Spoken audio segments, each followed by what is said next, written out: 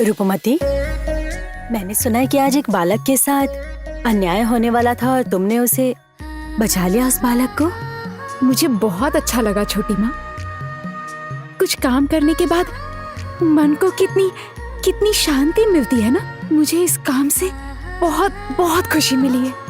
आज तुम्हारी माँ जीवित होती तो बहुत प्रसन्न होती, जानती हो। महारानी तुम्हें ढेर सारा आशीर्वाद देती। छोटी माँ, मैं आपसे एक बात कहूँ? हाँ, कहो ना रूपमती। मैं ना इस बार माँ का जन्मदिन अपने हाथों से आयोजित करना चाहती हूँ। मेरा बहुत मन है। अरे वाह, ये तो बहुत अच्छी बात है रूपमती। तुम अपनी माँ का जन्मदिन मनाना चाहती हो, तो इसमें इतना हिचकिचा क्यों रही हो? पिताजी नहीं मानेंगे। इतनी दासियां होते हुए माँ के जन्मदिन का आयोजन मैं करूं, पिताजी को ये पसंद नहीं आएगा। छोटी माँ, आप पिताजी से बात कीजिए ना। अवश्य कहूंगी रूपमती, और मुझे लगता है महाराज बहुत प्रसन्न होंगे, क्रोध नहीं करेंगे। आप सच कह रही हैं छोटी माँ। आपको पता नहीं, आपने मेरे दिल का कितना बड़ा बोझ उतार दिया है, मेरी प्यारी छोटी माँ। अच्छा बाबा, छोड़ो मुझे। शाम हो गई है, अब आरती की आयोजन करनी है। तुम प्रसाद की थाली लेकर आओ, मैं चलती हूँ।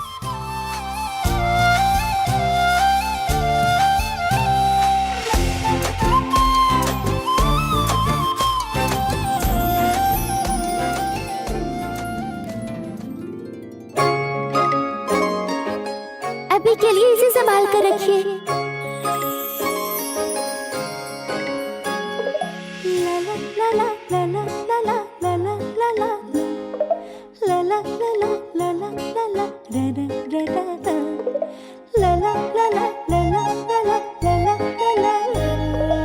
दिन भर की इतनी व्यस्तता में मैं इस पंख की बात तो भूल ही गई थी। अच्छा, उस पक्षी ने ये पंख यहाँ क्यों गिराया? इसका क्या करूंगी मैं? चाँद तारा फूल पाखी चाय সকলে रूप मोती। चाँद तारा फूल पाखी चाय সকলে रूप मोती। रूप मोती, रूप मोती, रूप मोती, रूप मोती, रूप मोती, रूप मोती, रूप मोती, रूप मोती, रूप मोती, रूप मोती, रूप मोती। ये लो चोटिला।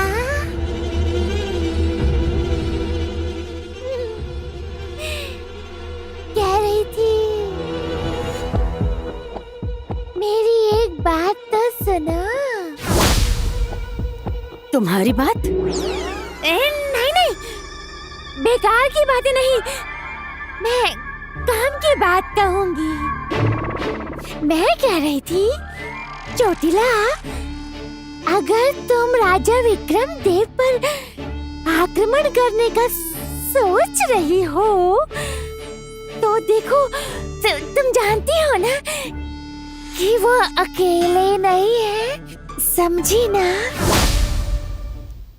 तो फिर क्या, तुम्हें साथ लेकर जाऊं मैं?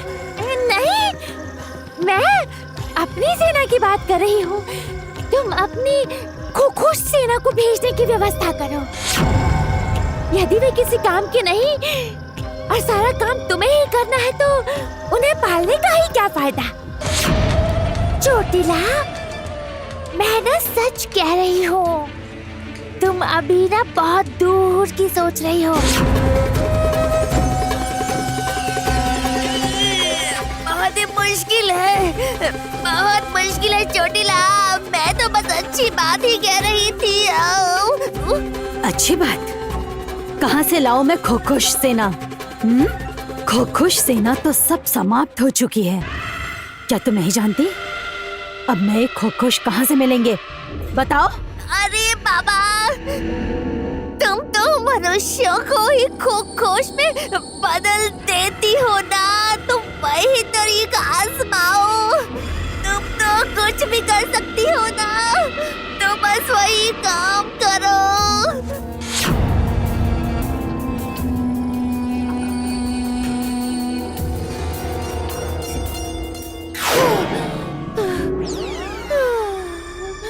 चोटिला, आवश्यकता नहीं है। मेरे मन में एक योजना है।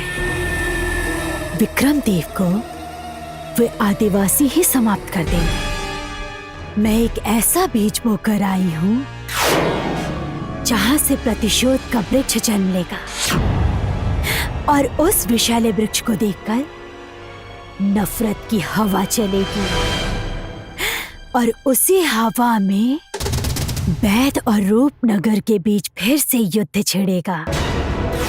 दोनों पक्ष एक दूसरे को मारेंगे और मिटाएंगे, और वहीं से तैयार होगा रूपनगर पर आक्रमण करने का मेरा हथियार।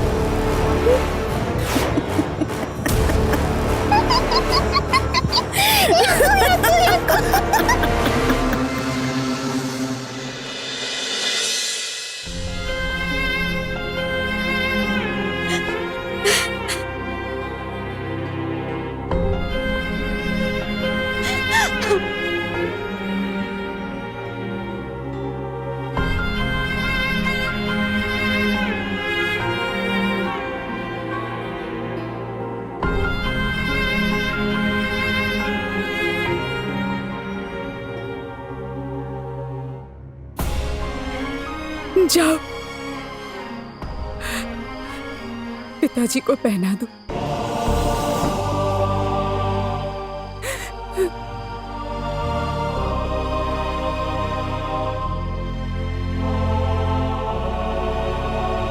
और पिताजी के सामने प्रतिज्ञा करके आओ कि तुम उनका प्रतिशोध लोगे।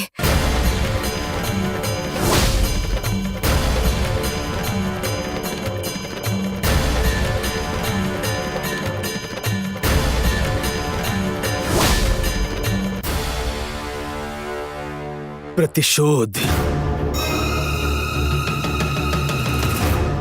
मुझे एक प्रश्न अंदर ही अंदर खा रहा है। रूपनगर के महाराज ने क्यों लोगों को भेजा मेरे पिताजी को मारने के लिए? क्या उनके साथ हमारी कोई पुरानी शत्रुता है? इतने दिनों तक तुम्हें नहीं बताया देवदत्त। हमने इसे छिपा कर रखा था। शत्रुता, अशांति,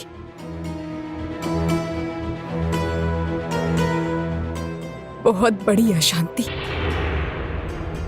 हम जंगल में रहते हैं, पशु पक्षियों का शिकार करते हैं। हम इस जंगल के स्वामी हैं, किंतु रूपनगर के महाराज को यह पसंद नहीं आया। वो चाहते थे कि हम उनके महल में रहें और बदले में इस जंगल पर वो अपना अधिकार कर लें। किंतु देवदत्त,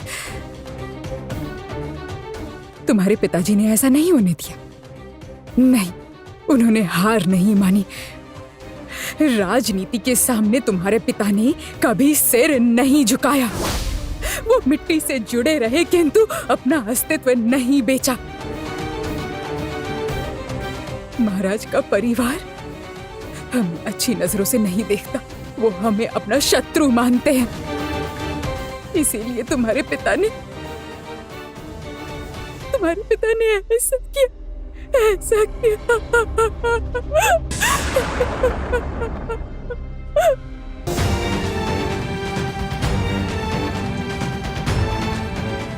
चिंता मत करो मां, बिल्कुल चिंता मत करो। महाराज अगर सचमुच अपराधी हैं तो फिर मैं खुद उन्हें अपने हाथों से दंड दूंगा।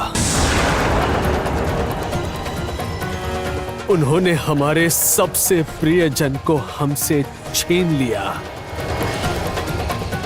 मैं भी उनके सबसे प्रियजन को उनसे छीन कर दिखाऊंगा।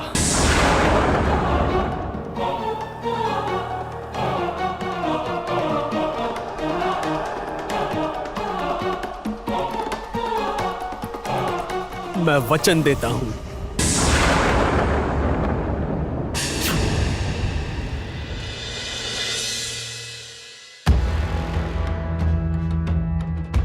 अब मेरी बारी, ये है मेरी चाल।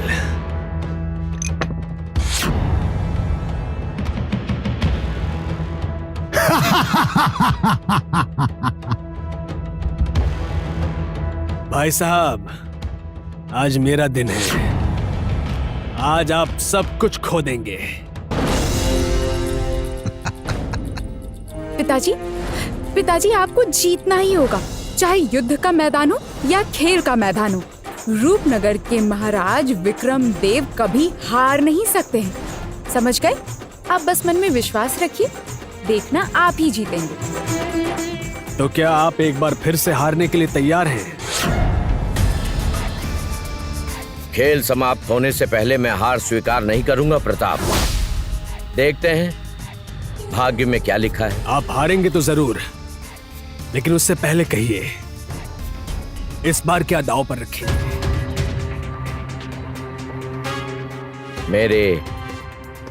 मेरे गले का ये प्रिय हार।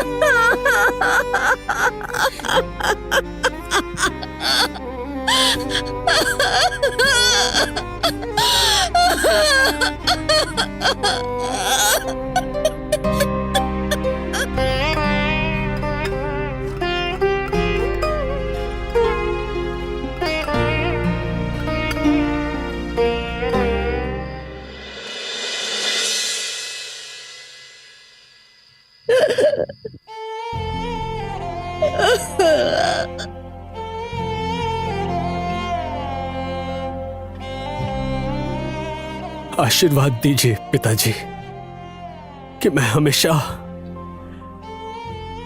आपका सर ऊंचा रख सकूं।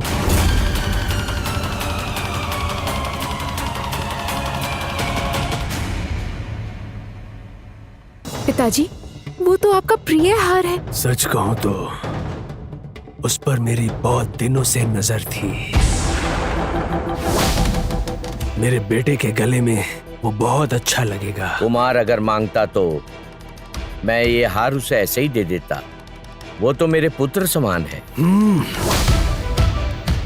पुत्र समान होना और पुत्र होने में फर्क होता है, बहुत फर्क होता है भाई साहब। फिर चाहे वो कोई भी क्यों ना हो, चाहे जो भी हो, अगर ये हार कुमार को चाहिए होता तो मैं उसे ऐसे ही दे देता प्रताप। मैं कोई भेदभाव नहीं करता। वो तो मैं समझता हूं, लेकिन इसमें कोई खुशी नहीं है। आप तो जानते हैं, योग्यता साबित करने के अलावा मैं और कुमार कुछ नहीं चाहते। इसीलिए ये हार आज मैं आपको ये दांव हरा कर जीत लूंगा अपने कुमार के लिए।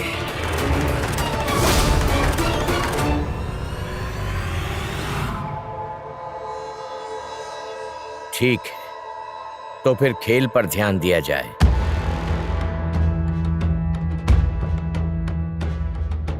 पिताजी, आप हार मत जाइएगा। हे मां चंडी, आप पिताजी को जिता देना।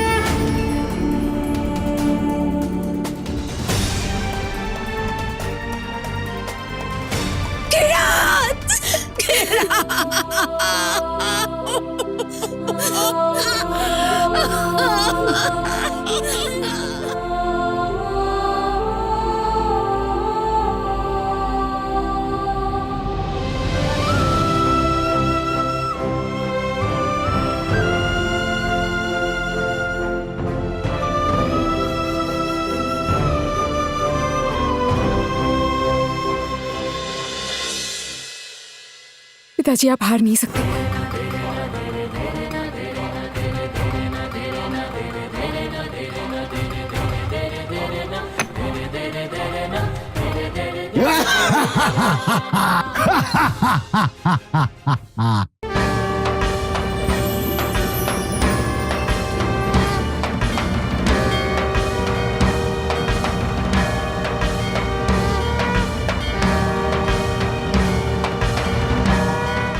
इस बार मैं जीत गया।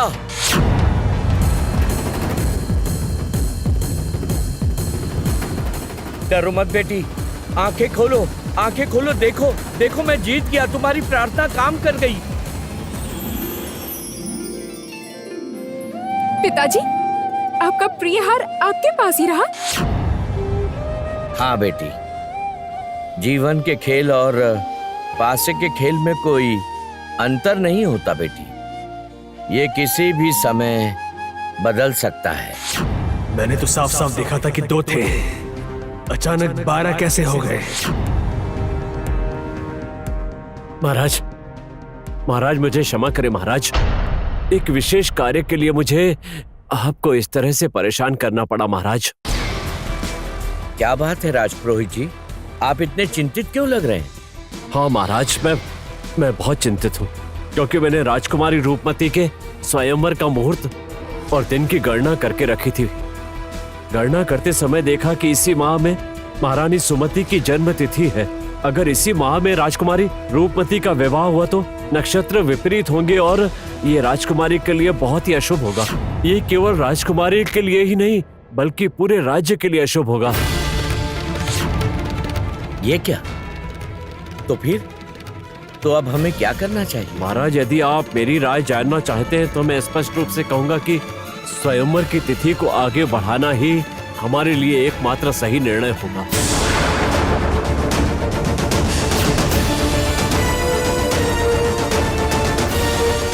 सर्वनाश, इस स्वयंवर की वजह से तो कुमार पीछे रह जाएगा। बार बार मेरे ही साथ ऐसा क्यों होता है?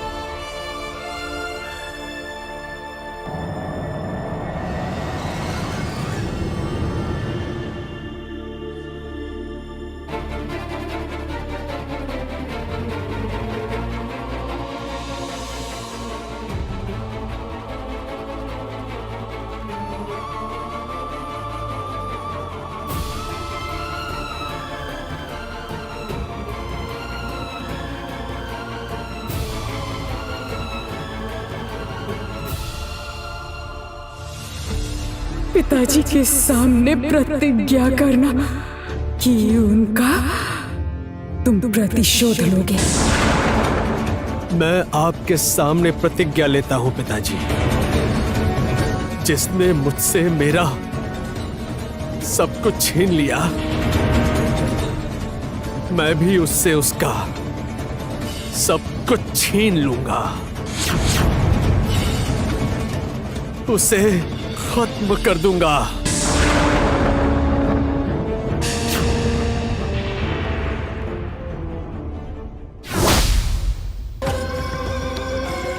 मुझे क्षमा कर दे पिताजी, मैंने बहुत प्रयास किया कि वो अमृत जल लाकर आपको बचा सकूं, किंतु मैं बार बार विफल रही हूं। मैं जीत नहीं रही हूं, हार रही हूं। सब आशाएं समाप्त हो रही है, शक्ति नहीं बच रही है। मुझे आप शक्ति दीजिए पिताजी, शक्ति दीजिए अपनी पुत्री को, ताकि आपकी पुत्री आपका मान सम्मान वापस ला सके, आपको फिर से जीवित कर सके। खुश रानी ज्योतिरा की आंखों में आंसू। ये तो सृष्टि की बहुत ही अद्भुत घटना है। जिस विक्रम देव ने आपको मुझसे छीन लिया था, उस विक्रम देव को मैं समाप्त करके आपको वापस लाऊंगी। लेकिन महाराज, हर राज्य के पास आमंत्रण पत्र पहुंचा दिया गया है। राज्य के लोग यहाँ प्रस्तुत होने वाले हैं, और ऐसे क्षण में हम स्वयंवर का दिन कैसे बदल सकते हैं? प्रताप, ये कोई चौसर का खेल नहीं है। ये मेरी बेटी के जीवन का प्रश्न है। उसके साथ मैं किसी तरह का खिलवाड़ नहीं कर सकता। स्वयंवर के दिन की जिस समय मैंने घोषणा की, तो स्वयंवर आगे बढ़ने के दिन की घोषणा भी मैं ही करूंगा। तुम आमंत्रित किए सभी राज्यों तक ये खबर पहुंचाने की व्यवस्था करो।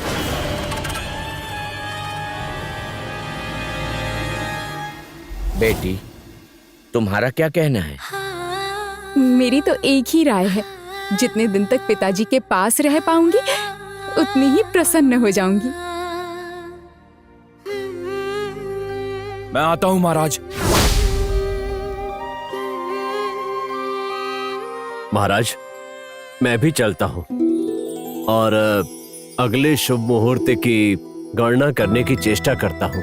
राजपुरोहित जी, इस बार हमें अच्छे से गणना करनी होगी। आज्ञा दीजिए महाराज।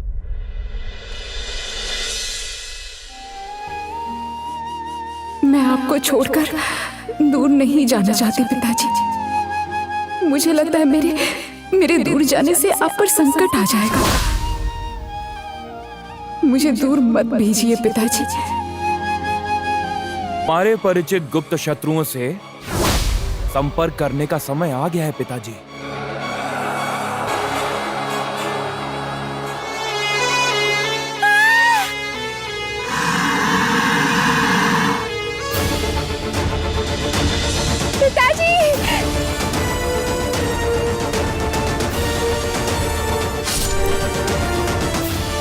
रूपमती,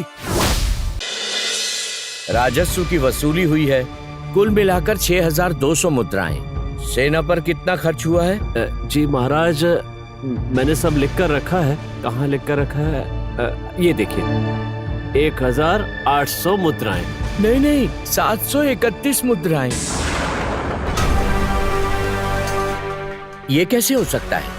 इतनी बड़ी भूल कैसे हुई? अगर 731 मुद्राएं खर्च हुई तो बाकी की 1082 कहाँ गई? ये तो आप बता पाएंगे, मैं कैसे बता सकता हूँ? बेटी रूपमती, तुम एक बार हिसाब करो तो। हिसाब में 1082 मुद्रा की गड़बड़ी है। आखिर बात क्या है?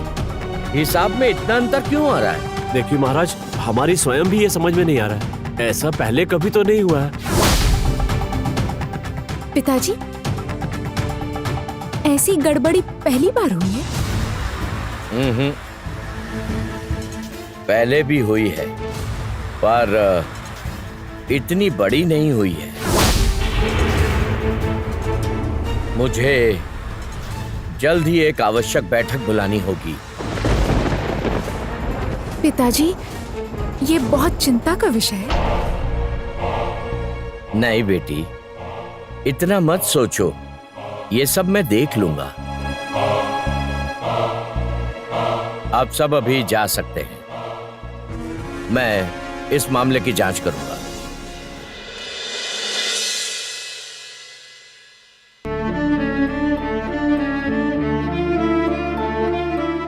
महाराज, आपका पान।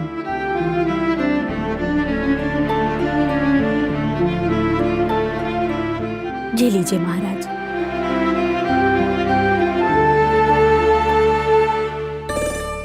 अच्छा सुनो, तुमने पिताजी से वो बात पूछी जो कह रही थी? नहीं।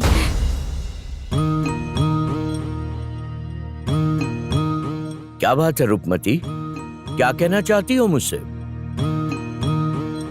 महाराज, आपके लाडली पुत्री की ये इच्छा है कि इस बार महारानी का जन्मदिन वो स्वयं के हाथों से मनाए। सारा आयोजन वो स्वयं करना चाहती है, बस आपकी अनुमति चाहिए थी।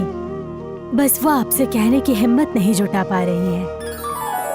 ये तो बहुत अच्छी बात है, अनुमति की क्या आवश्यकता है? मेरी बेटी बड़ी हो गई है, अपने दायित्व खुद उठाना सीख रही है। एक पिता के लिए यह गर्व की बात है। मेरी पूरी सहमति है, तुम अपनी तैयारी करो। सच में पिताजी, सब मैं कर सकती हूँ अपनी पसंद से? हाँ बेटी, तुम अपनी इच्छानुसार ही करोगी सब कुछ। छोटी माँ चलिए ना, मुझे आपसे सलाह भी लेनी है। पिताजी मैं चलती हूँ। हाँ बेटा जा, पर याद रखना संभल के। हाँ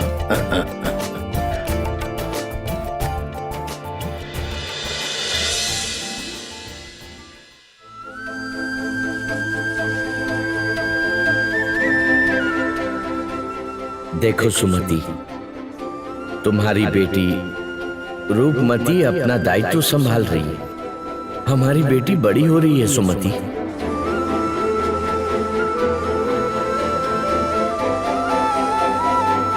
क्या बात है, आप दोनों अचानक? महाराज, मुझे आपके साथ कुछ आवश्यक बात करनी है। बात?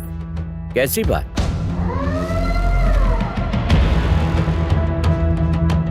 महाराज, मैं सोच रहा था कि जब आपने दीदी के स्वयंवर का निर्णय कुछ दिनों के लिए आगे बढ़ा दिया है, तो क्यों ना मेरा राज्याभिषेक उससे पहले कर दिया जाए?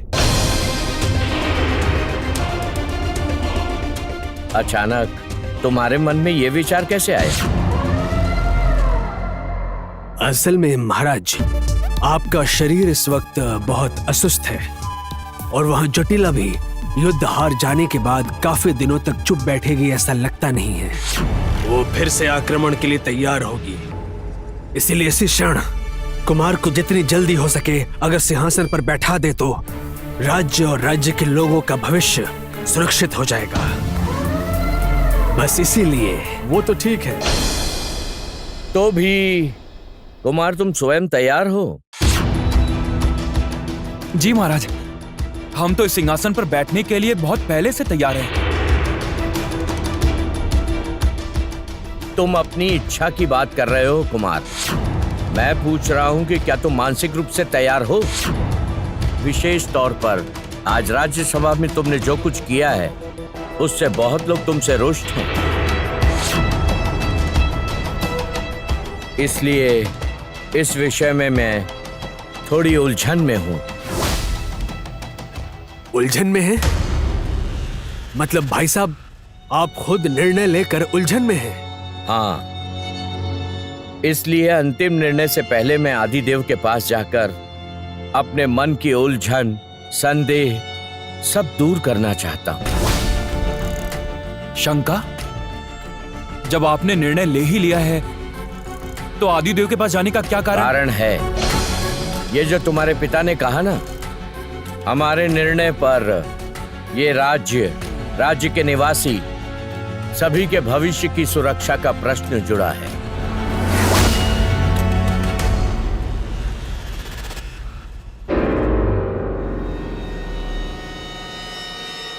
समय आने पर मैं तुम्हें सब बता दूंगा।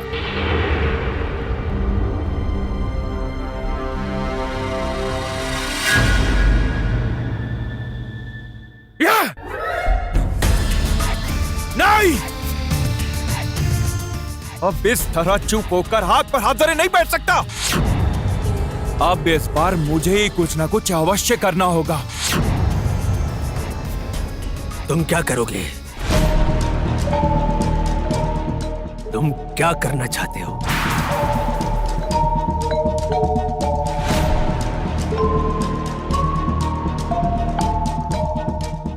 वो सिंहासन, उस सिंहासन और मेरे बीच में जो भी ढाल बनकर खड़ा है उसे रास्ते से अवश्य हटाना होगा पिताजी। रास्ते से? मतलब तुम क्या महाराज को? अब इसके अलावा और कोई रास्ता नहीं है पिताजी। ये क्या कह रहे हो कुमार? इस राज घराने की दीवारों के भी कान है, किसी को खबर मिली तो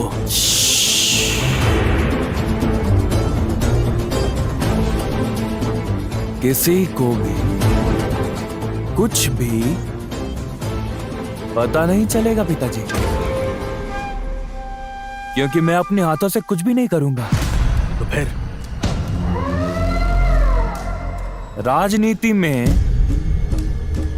गुप्त हत्या का भी एक अध्याय होता है, जो मैंने आपसे ही सीखा है पिताजी। अब इस बार मेरे परिचित गुप्त हत्यारों से संपर्क करने का समय आ गया है।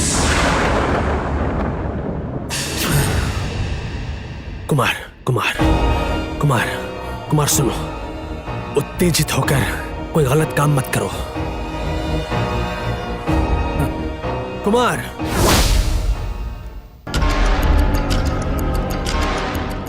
गुप्त हत्या, विक्रम देव का अंत निश्चित है। अब देखना है उसके भाग्य में क्या है। ये खबर ज्योतिला को देनी होगी। क्यों जड़ी बूटी, क्या तुमने मेरे लिए कोई औषधि बनाई है? सही कहा ज्योतिला, ये वही दवा है जो मैंने तुम्हारे लिए बनाई है। तो लो इसे पकड़ो और पी लो। सूंघना मत, बस इसे गट गट करके पी जाओ। ये क्या है? इसकी गंध बहुत अजीब है जड़ी बूटी। इसमें क्या क्या मिलाया है? वो सब नहीं बता सकती, पर ये जादुई जड़ी बूटी है, कोई मामूली दवा नहीं है। इसमें कई गुप्त चीजें हैं। तुम इसे बस पी जाओ। 10 दिन रोज रात में पूरे मन से इसे बस पीते रहना। फिर देखना, अगली पूर्णिमा तक तुम एकदम ताकतवर हो जाओगी। देख लेना। सत्य कह रही हो ना? हो, क्या मैंने कभी गलत बोला है?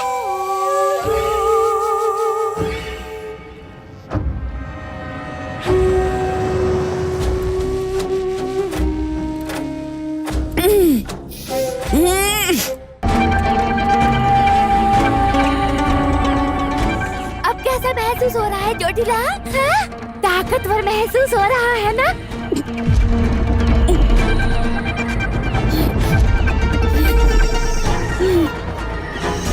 ये क्या? ये मेरे साथ क्या हो रहा है?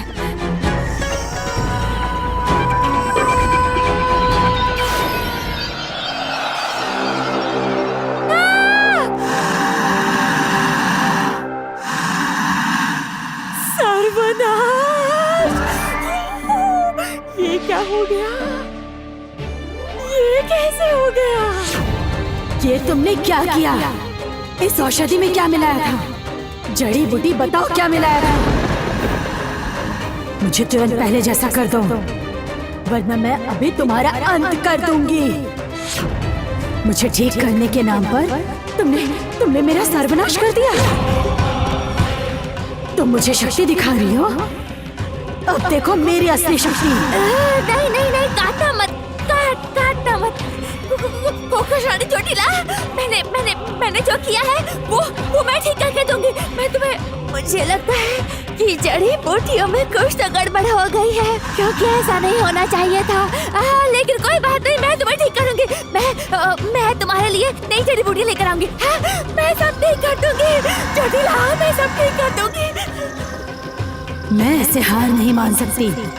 इसके भरोसे तो मैं ये युद्ध नहीं जीत सकती।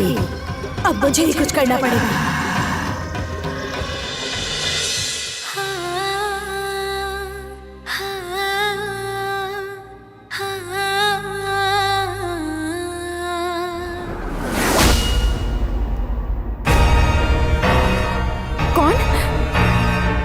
कौन?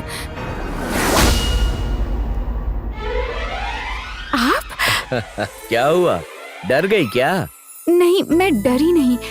मैं बस ये सोचने लग गई कि इतनी रात में कौन आया। अरे मैं भी तो यही जानना चाहता हूँ, तुम इतनी रात को छत में अकेले क्या कर रही हो? कोई दुख तो नहीं है? उहुं। चांदनी,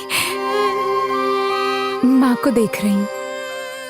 तुम्हें अपनी माँ की बहुत याद आती है ना? हाँ, आपको पता है पिताजी, आजकल ना माँ की बातें बहुत याद आती हैं। आज नहीं तो कल मेरा स्वयंवर होगा और फिर मेरी शादी। मेरे जीवन का इतना बड़ा दिन आने वाला है। माँ साथ होती तो अच्छा होता ना। वो सब छोड़ो, आज जो तुमने राज्यसभा में समझदारी का परिचय देते हुए उस गरीब बालक की जान बचाई, तब मेरे मन में भी विचार आया कि तुम्हारी माँ अगर जीवित होती तो आज उन्हें कितना गर्व होता। जानती हो बेटी, जब जब तुम्हें देखता हूँ सुमति की याद आने लगती है। तुम बिल्कुल अपनी माँ पर गई हो, कोमल मन की पर बहुत ही बुद्धिमान। लोगों से प्यार करती हो पर आवश्यकता पड़ने पर विरोध भी करना जानती हो। नहीं पिताजी, मेरी तुलना माँ से मत कीजिए। माँ कितनी साहसी थी, एक महान योद्धा थी, एक सच्ची वीरांगना। उन्हें कितना ज्ञान था और मुझे तो कुछ भी नहीं आता। राक्षसों से कैसे लड़ना है ये भी नहीं पता। माँ ने अपनी जान दे दी थी, वो भी मुझे बचाने के लिए।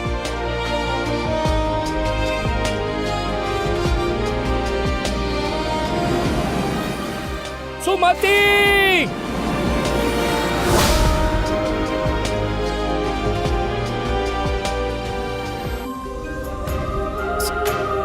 तो तुम्हें भी अपनी माँ के जैसा ही बनना होगा, सुमति की योग्य संतान बनना होगा। हमारा राज्य रूपनगर और आसपास के सभी राज्य जिस प्रकार सुमति का गुणगान करते हैं, ठीक वैसे ही एक दिन सब लोग तुम्हारा गुणगान करेंगे।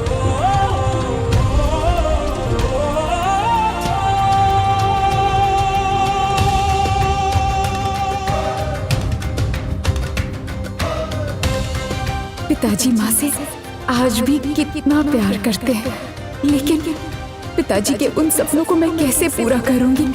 मैं तो बस एक साधारण सी लड़की हूँ। मैं तो किसी को मार भी नहीं सकती।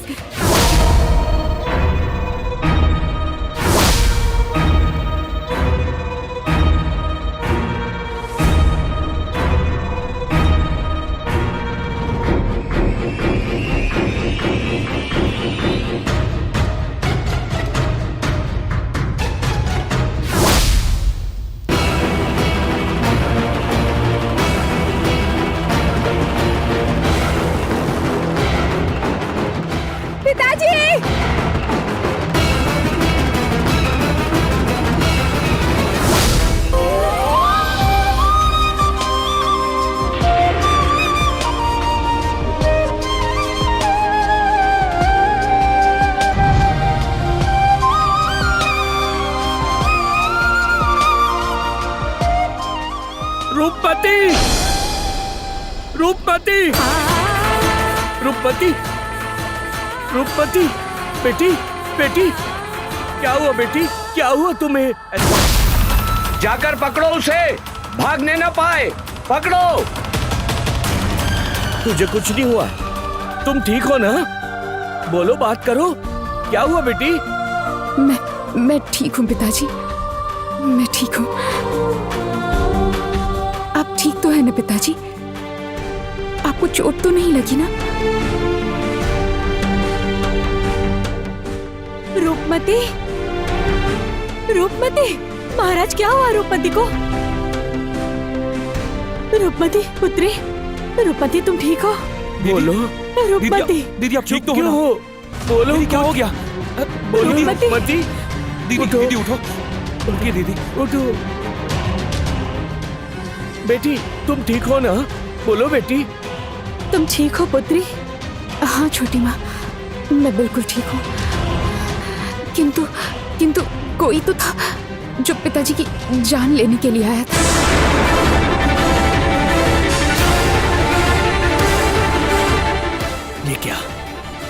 आपके राज्य में, आपके राजमहल में आपको भला मारने कौन आएगा? वो कौन था? उन्हें जब सैनिक पकड़ लेंगे तभी पता चलेगा। लेकिन मैं तो बस यही सोच रहा हूं।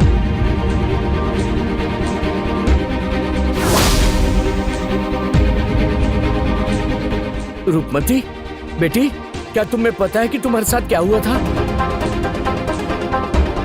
नहीं पिताजी, मैं नहीं जानती। मुझे कुछ समझ नहीं आ रहा। अचानक से मेरा शरीर बहुत हल्का महसूस होने लगा। आंखों के सामने एक तेज रोशनी चमकी और उसके बाद मुझे कुछ याद नहीं। मुझे ऐसा लगता है कि मेरी जान बचाने के लिए स्वयं माँ बांसुरी चंडी तुम में समा गई थी।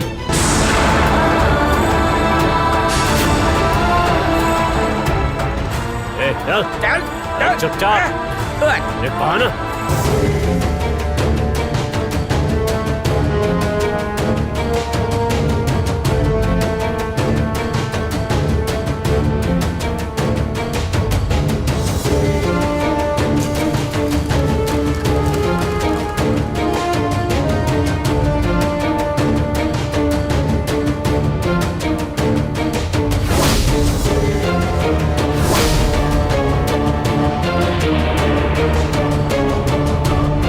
इसने अगर सारी सच्चाई महाराज के सामने बता दी तो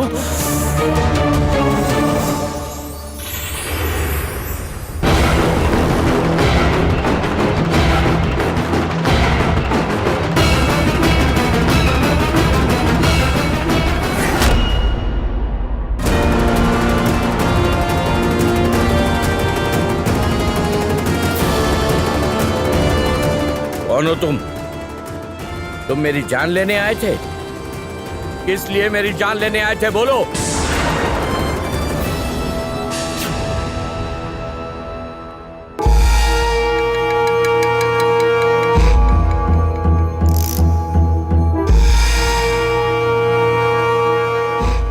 हाँ पिताजी, इसकी आंखों को देखकर लगता है इसे किसी ने भेजा है।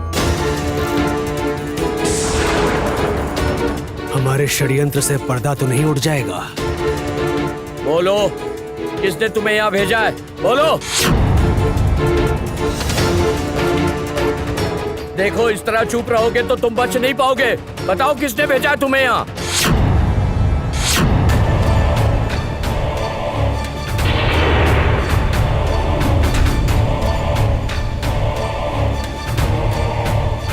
महाराज, इसका ये जंगली चेहरा देखकर मुझे तो कोई वैद्य लगता है। वैद्य? तुम वैद्य हो? किस राज्य के वैद्य ने तुम्हें भेजा है? बताओ मुझे, बताओ किसने भेजा है तुम्हें? चुप क्यों? बताओ, बताओ। तुम कौन हो? अब ऐसे चुपचाप क्यों खड़े हो? देखो, तुम इस वक्त पकड़े जा चुके हो। तो अब बताओ, बताओ हम सबको, किसने भेजा है तुम्हें?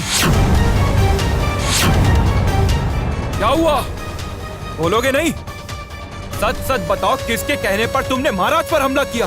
बोलो।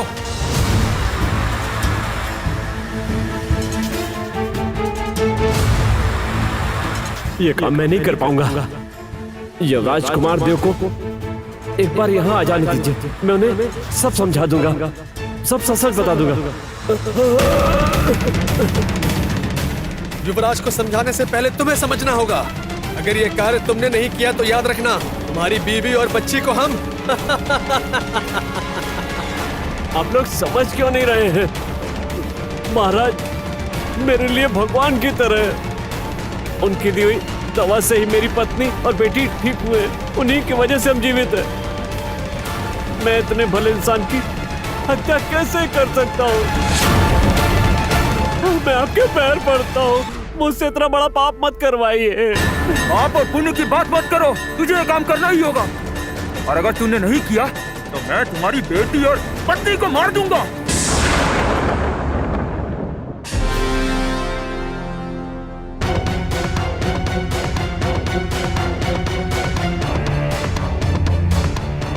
देखो, देखो मेरे सब्र का बांध अब टूटा जा रहा है। बताओ बताओ कौन हो तुम? किसने भेजा तुम्हें? किस कबीले के हो तुम? बताओ बताओ, उत्तर दो। बोलो, कौन हो तुम? नहीं तो तुम्हें मृत्यु दंड दिया जाएगा। चुप क्यों हो? बोलो बोलो, पकड़ो इसे। तुम्हें किसने भेजा है बताओ।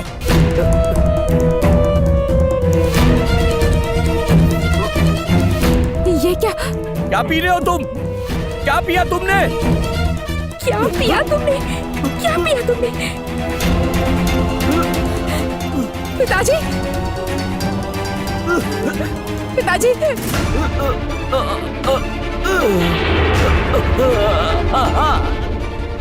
क्या पिया है तुमने?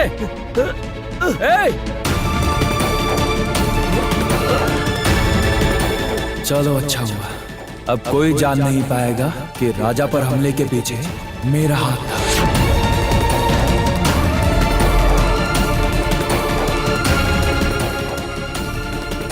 रुकमती, रुकमती, रुकमती।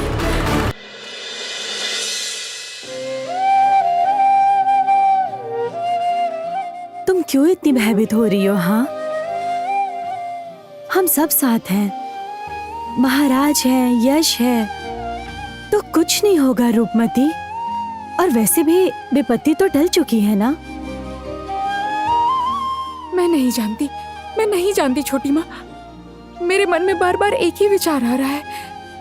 वो लोग यदि मेरे पिताजी को मारने के लिए। महाराज, क्या समाचार है? नहीं महाराज, उसका कहीं कोई अता पता नहीं चला। प्रस्थान करो। अब क्या? मेरे ही गुप्त आदमी ने मेरे ही किए किराए पर पानी फेर दिया। खुद तो मरा ही, हम सबको मुसीबत में डाल गया।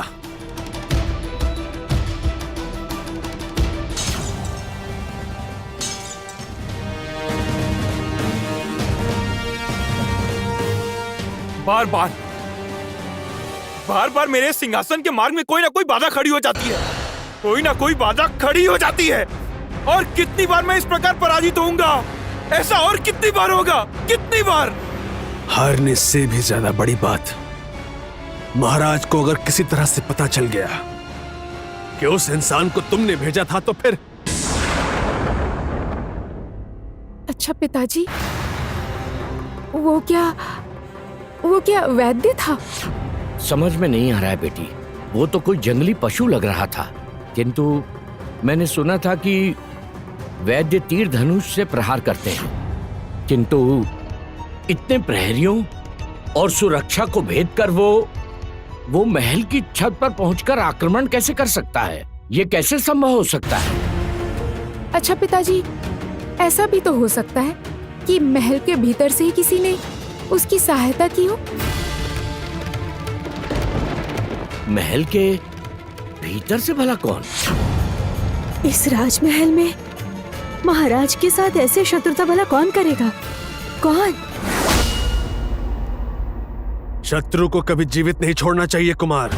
शत्रु को कभी जीवित नहीं छोड़ना चाहिए मतलब? उन लोगों को एक साधारण से काम के लिए भेजा था पिताजी, किंतु उन लोगों से एक काम तक नहीं हुआ। देखा आपने? तुम भूल रहे हो कुमार, इस वक्त तुम्हारे लिए तुम्हारा सबसे बड़ा शत्रु उन हत्यारों का परिवार है। आप उचित कह रहे हैं पिताजी। हमें अब थोड़ा भी विलंब नहीं करना चाहिए। तो फिर प्रतीक्षा क्यों? महाराज को ज्ञात होने से पूर्व ही उनका मुख सदैव के लिए बंद करने की व्यवस्था करो। अपने सैनिक भेजो। नहीं पिताजी, अब मैं किसी और पे भरोसा नहीं करूंगा। अब इस बार जो भी करना है मैं स्वयं करूंगा।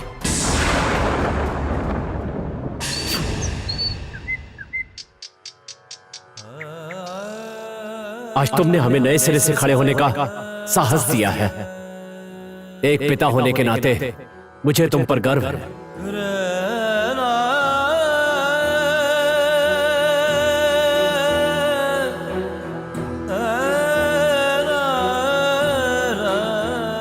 क्या हुआ अभिराज? तुम सब एक साथ यहाँ पर? हम सबको बस एक ही बात का डर है भाई। एक बस तुम ही हो जो इस डर को दूर कर सकता है। डर? कैसा डर? हमारे सरदार हमारे इस कबीले को छोड़कर हमेशा के लिए चले गए, इसलिए हम लोगों को एक नया सरदार चाहिए।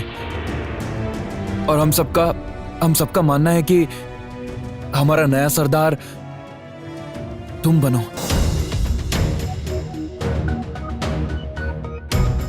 मैं? ये नहीं हो सकता, बिल्कुल नहीं हो सकता। मुसीबत के वक्त मैं अपने पिताजी की ही रक्षा नहीं कर पाया और मैं सरदार बन जाऊं? नहीं नहीं, आप लोग किसी और को चुनिए। इस वक्त मेरी आंखों में सिर्फ प्रतिशोध की ज्वाला जल रही है। मैं इस वक्त सिर्फ प्रतिशोध लेना चाहता हूं और कुछ नहीं। ऐसे समय में गुस्सा करना सही नहीं होगा, लेकिन ऐसे समय में जब सबके सरदार छोड़कर चले जाएं, तो हमें एक सरदार की आवश्यकता होगी। और वैसे भी यही तो तुम्हारे पिताजी की इच्छा थी। उनकी इच्छा का सम्मान करो देवदत्त।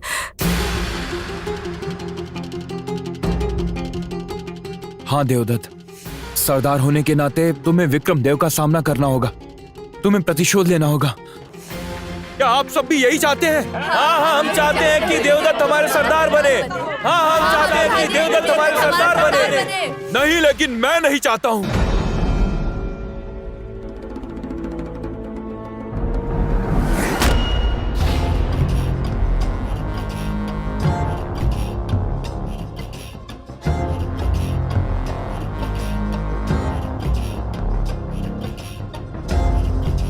एक साधारण पशु का शिकार करते समय जिसके हाथ कांपते हो, जो अपने पिताजी के प्राणों की रक्षा नहीं कर पाया, वो सरदार बन के क्या करेगा? ओह रघुराज, ये सब बातें करने का ये उचित समय नहीं है। क्या तुम्हें कभी सद्बुद्धि नहीं आएगी? मुझे सद्बुद्धि आ गई है, इसीलिए तो बोल रहा हूँ। देवदत्त ने स्वयं यहाँ वचन दिया है कि राजा का पुत्र ही राजा बनेगा। ये नियम अब समाप्त हुआ, समझिए आप। तो फिर सरदार बनने के लिए जो योग्यता चाहिए, उस योग्यता की परीक्षा देनी होगी। तो आज केवल बातों से ही कैसे तय हो रहा है कि कौन सरदार बनेगा? सरदार बनने की योग्यता केवल मुझ में है। इसीलिए सबसे पहले तुम्हें मेरे साथ युद्ध करना होगा, मुझे पराजित करना होगा। आज ये युद्ध ही निर्णय करेगा कि कौन योग्य है और कौन अयोग्य।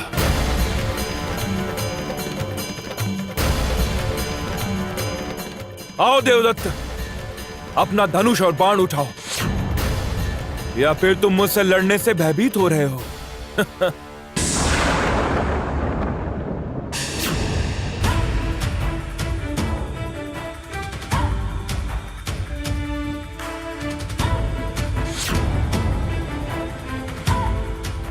मैं तैयार हूं।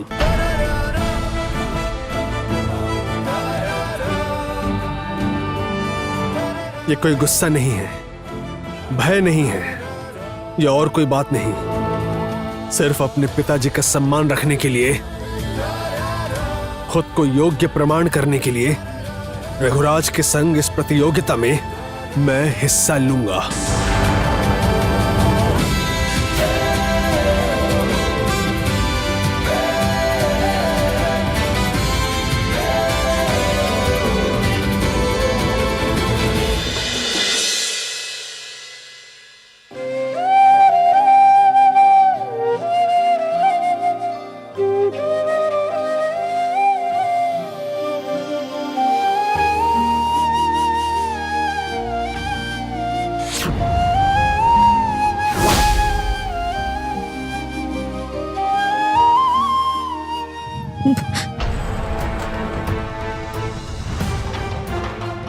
पिताजी,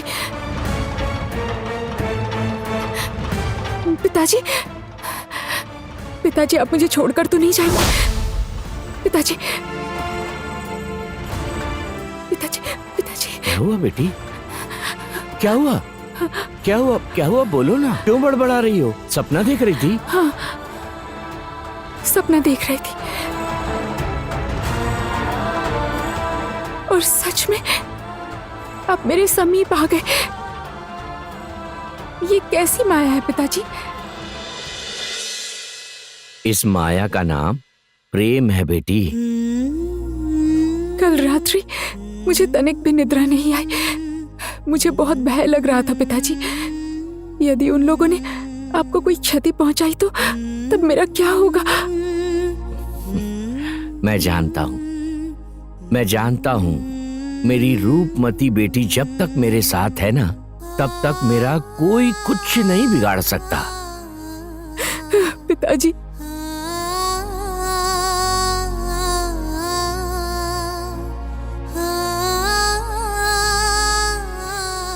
आज ये सिद्ध हो गया है कि आदिदेव का निर्णय गलत नहीं था। उन्होंने तुम्हारे विषय में उचित ही कहा था। अब मुझे अपना संदेह दूर करने के लिए एक बार उनसे मिलना ही होगा।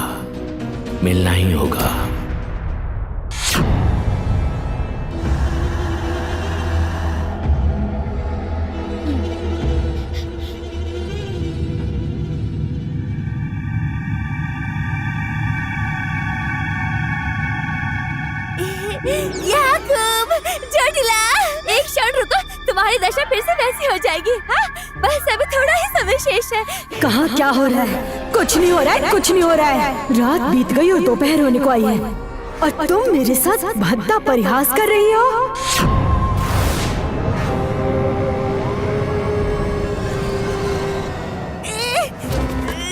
जोटिला, तुम मुझे मार क्यों रही हो?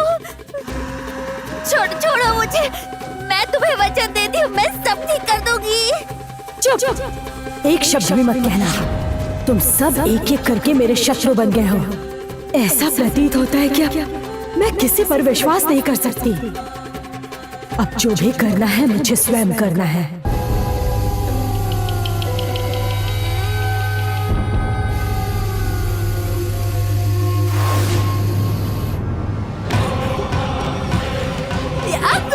जोटिला, देखो तुम फिर से अपने रूप में वापस आ गई हो। अब देखो तुम, जोटिला की औषधि ने अनंत काम कर दिया। क्या मैंने नहीं कहा था कि मुझसे भूल हुई थी? देखो मैंने तुम्हें फिर से ठीक कर दिया ना। वैसे मैं एक बात कहूँ, मैं जब तक तुम्हारे आसपास ना रहूं तो तुम्हें अच्छा नहीं लगता। अकेले तुम कुछ नहीं कर सकती। खुश रानी। चुप, याद रखना जड़ी बूटी, जोटिला अस्वस्थ भले ही हो किंतु वो राक्षसी रानी है, अकेले ही 100 पर भारी। हाँ, तुम सबसे श्रेष्ठ हो और मैंने इस बात से कब इनकार किया है? ओ खुश रानी, कृपया करके मुझे छोड़ दो। मैं तुम्हारे लिए फिर से नई औषधि बनाती हूँ। नई औषधि? अरे बाबा, मैं तुम्हें वचन देती हूँ, अब और कोई भूल नहीं होगी। मैं तो बहुत ही भोली हूँ। ओ जोटिला, ओ खुश रानी, ओ रानी माँ, मुझे छोड़ दो ना।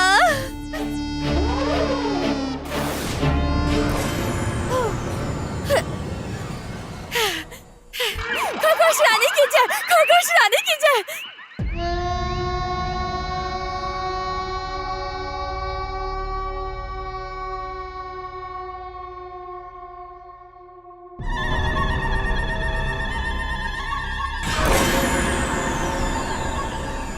क्या समाचार?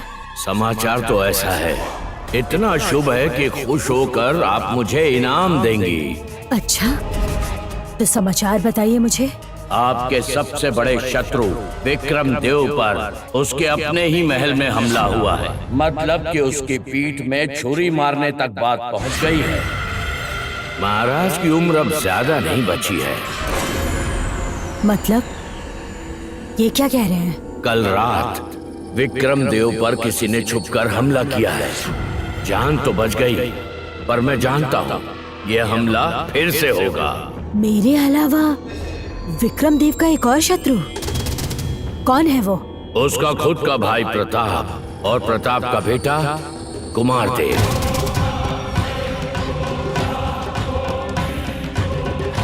आप सच कह रहे हैं? वही है?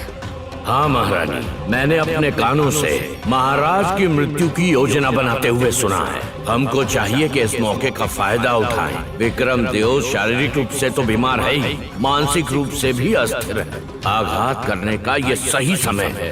तो फिर महारानी जी, आप खुश तो हैं? मैं बहुत खुश हूँ राजवैद्य जी। इतने दिन में आपने मेरा अच्छा काम किया है, इसलिए मैं आपको एक नया उपहार देने वाली हूँ। आज मैं आपको एक अद्भुत उपहार देने वाली हूँ। प्राण से भी बढ़कर उपहार और कुछ नहीं हो सकता। क्या हुआ, खुश नहीं है? इसलिए सब कुछ सुनने के बाद मैंने ये सोचा कि आपकी आयु बढ़ा दी जाए। उस महल के अंदर जो दुर्बलता हो रही है, अब क्या होगा आगे आगे देखिए। और उन लोगों को पता भी नहीं चलेगा कि आपस में उनकी कब दुश्मनी हो गई, और मैं उस चीज का लाभ उठाऊंगी। बहुत मजा आएगा। शत्रु का शत्रु मेरा मित्र।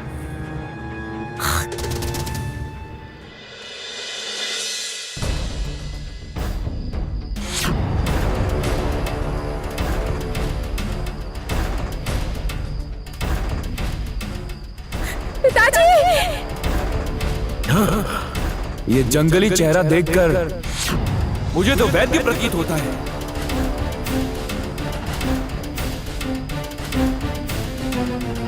हे माँ बाशुला चंडी, रास्ता दिखाइए माँ, रास्ता दिखाइए।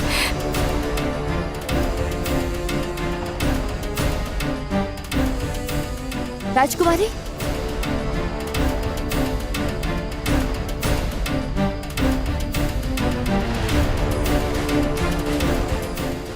विशाखा, तुम इस समय यहाँ?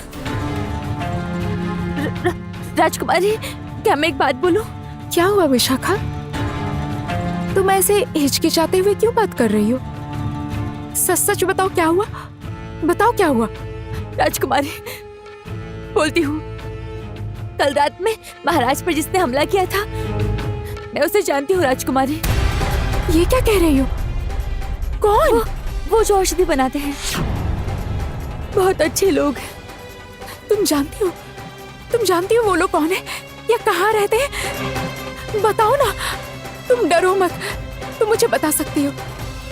बताओ मुझे, बताओ, बताओ।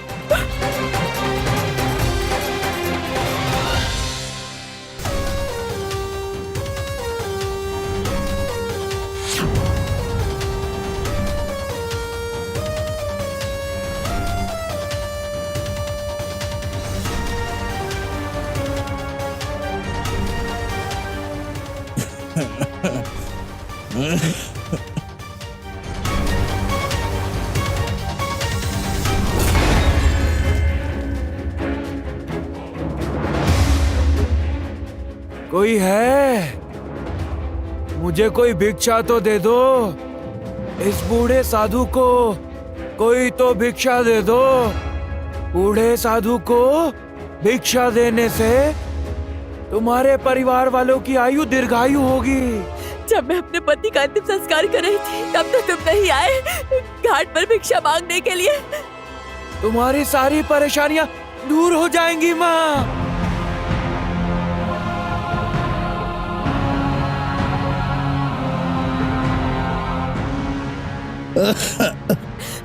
मेरा सुहाग उजड़ गया, सब समाप्त हो गया। उस राजमहल के शैतान कुमार देव ने मेरे स्वामी को उसने मेरे पति की हत्या कर दी।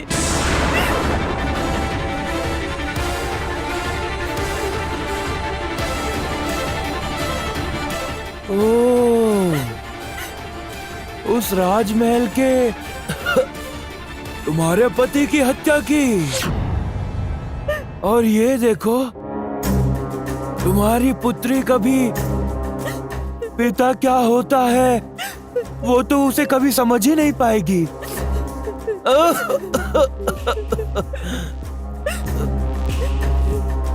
दुखद है, किंतु मैंने तो ऐसा सुना था कि तुम्हारा पति राजमहल में चोरी करने के लिए गया था।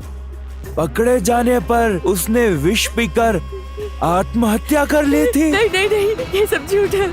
उस पाषाण हृदय कुमार देव के लोगों ने मेरे गले पर, मेरी बच्ची के गले पर तलवार रखी और मेरे पति को राजमहल ले गए और उनसे अधर्म करवाया। मेरे पति ने ऐसा कुछ नहीं किया।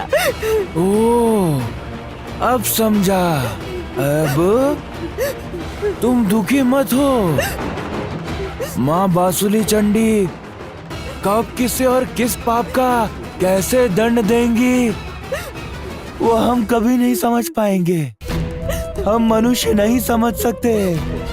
किंतु पुत्री, तुम चिंता मत करो। तुम्हारे पति का जो हत्यारा है उसे उसका दंड अवश्य मिलेगा। मुझे किसी और की आवश्यकता नहीं है। मैं स्वयं कुमार देव का वध करूंगी, उसे मार कर ही दम लूंगी।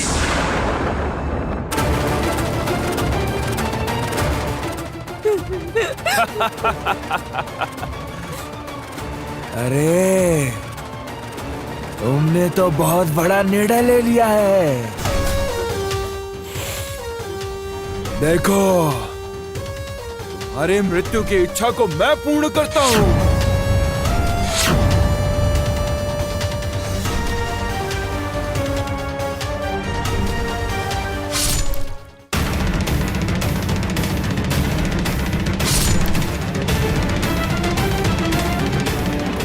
जा, तेरे पति की हत्या मैंने की थी, अब तुझे भी तेरे पति के पास मैं ही भेज रहा हूँ।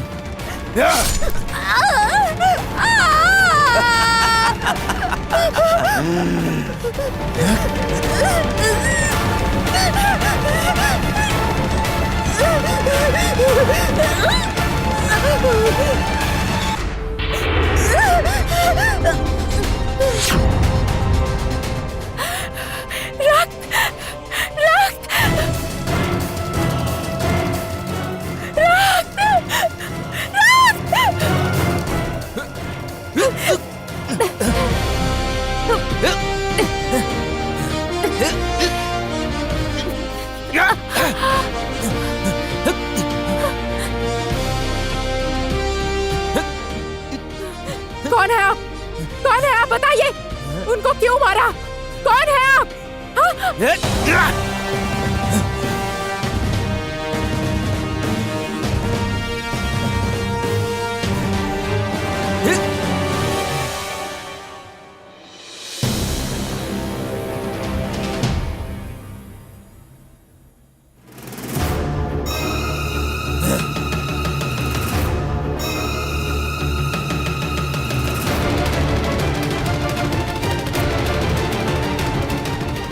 बहरूपिया?